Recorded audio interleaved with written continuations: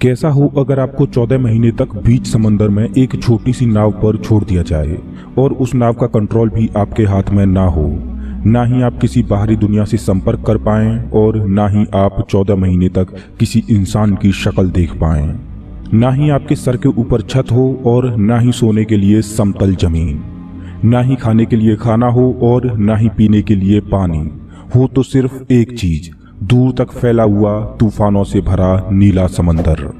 कैसे सरवाइव कर पाओगे आप, और क्या आप इन भीषण परिस्थितियों में सरवाइव कर पाओगे? इसकी कल्पना मात्र ही रोएं खड़े कर देती है कि कोई कैसे सरवाइव कर पाएगा ऐसी भीषण परिस्थितियों में। लेकिन इस वीडियो में हम जानेंगे एक ऐसे व्यक्ति के बारे में जो अनजाने में पैसिफिक ओशियन में खो गया और उसे ना चाहते हुए भी ऐसी परिस्थितियों का सामना करना पड़ा। आखिर क्या है सैल्वाडोर एल्वरंगा की कहानी?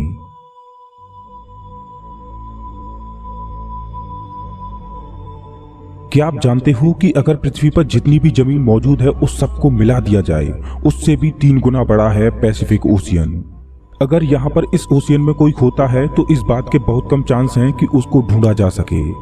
सैल्वाडोर एल्वरंगा मैक्सिको का रहने वाला एक मछुआरा था। वो पैसिफिक ओशियन से मछली पकड़कर अपने परिवार का गुजारा कर रहा था। रोजाना की ही तरह 17 नवंबर 2012 को एल्वरंगा अपने एक दोस्त कोर्डोबा के साथ मछली पकड़ने के लिए समुद्र में गया। जिस बोट में वो मछली पकड़ने जा रहे थे वो केवल 7 मीटर लंबी थी। उसके ऊपर कोई भी छत नहीं थी और ना ही उसमें कोई कमरा था। उस बोट में एक छोटा सा आइस बॉक्स था जिसमें उनको मछली पकड़ कर रखनी थी और बोट को चलाने के लिए एक छोटी सी मोटर लगी हुई थी। वो दोनों मछुआरे पहले से ही जानते थे कि समुद्र में तूफान आने वाला है, लेकिन मछली पकड़कर ज्यादा रुपए कमाने के लालच में वो फिर भी समुद्र में उतरे। उन्होंने रिस्क लिया और वो किनारे से 120 किलोमीटर दूर पैसिफिक ओशियन की ओर बढ़े। रात के 1 बजे वो दोनों तूफान की चपेट में आ गए। तूफान की वजह से उन्होंने मछली पकड़ने के लिए जो जाल बिछाए थे वो काट दिए और समुद्र में ही छोड़ दिए और वो बोट को किनारे की तरफ दौड़ाने लगे।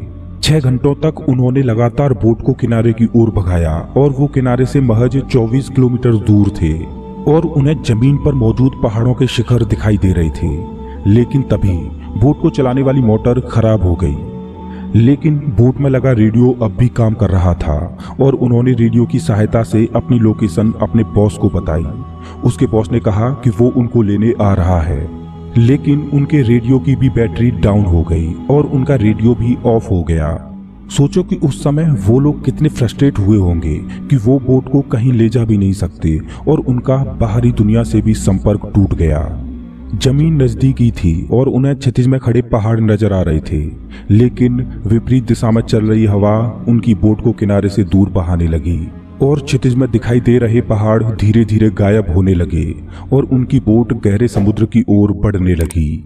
उनके बॉस ने उन्हें ढूंढने के लिए सर्च टीम भेजी और उन्होंने 4 दिन तक उन दोनों को खोजने की कोशिश की, लेकिन वो कहीं नहीं मिले।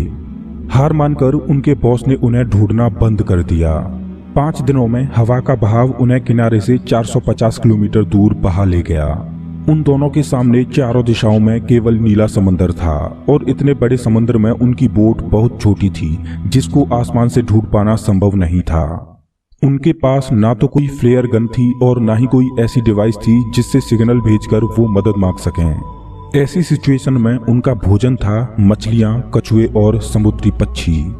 उन्हें समुद्र में बहती हुई प्लास्टिक की बोतल्स मिली जिनको उन्होंने इकट्ठा किया और जब भी बारिश होती तो वो उन बोतलों में बारिश के पानी को स्टोर कर लेते। लेकिन जब बारिश नहीं होती तब उन्हें ज्यादातर कछुओं का ब्लड पीकर या खुद का यूरिन पीकर प्यास बुझानी पड़ती।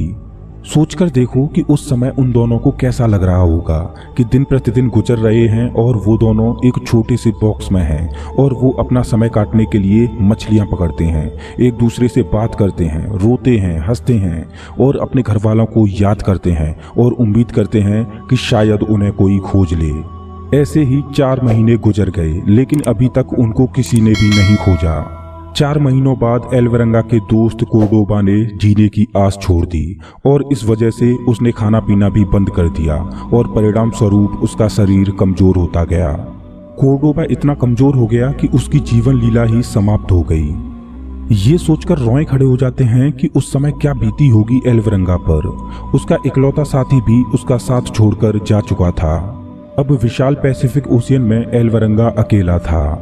अपने दोस्त की मौत के 4 दिन बाद एलवरंगा ने भी जीने की आस खो दी और उसने सुसाइड करने की सोची, लेकिन एलवरंगा का फेथ उसको ऐसा करने की इजाजत नहीं दे रहा था। लेकिन फिर एलवरंगा ने जिंदगी से लड़ने की कोशिश की और किसी न किसी तरीके से अपने आप को जिंदा रखने के लिए सरवाइव करता रहा।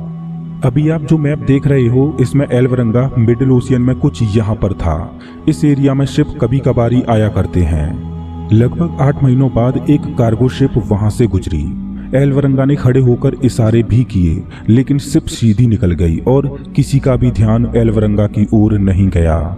सोचकर देखिए कि एलवरंगा के लिए वो क्षण कैसा रहा होगा कि महीनों से वो जिस घड़ी का इंतजार कर रहा था वो घड़ी आई भी और किसी ने उसकी तरफ ध्यान भी नहीं दिया और वो फिर से समुद्र में अकेला रह गया।